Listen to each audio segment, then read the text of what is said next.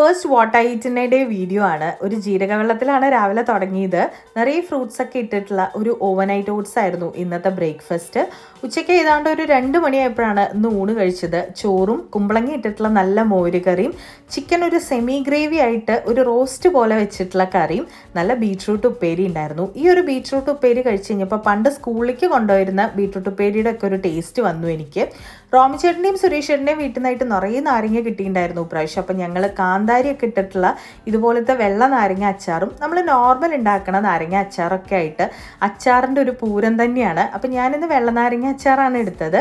എന്തായാലും T V ഒക്കെ കണ്ട് റിലാക്സ്ഡ് ആയിട്ടായിരുന്നു ഇന്നത്തെ ഊണ്. എനിക്ക് ചായ കുടിക്കുന്ന പതിവ് കുറവാണ്, പക്ഷേ ഇന്ന് നല്ല തലവേദനയായതുകൊണ്ട് കടുപ്പത്തിൽ ഇഞ്ചിയും ഏലക്കൊക്കെ ഇട്ടുള്ള ഒരു ചായയും കൂടെ വീട്ടിൽ തന്നെ ഉണ്ടാക്കിയിട്ടുള്ള ചിക്കൻ റോളും ആയിരുന്നു.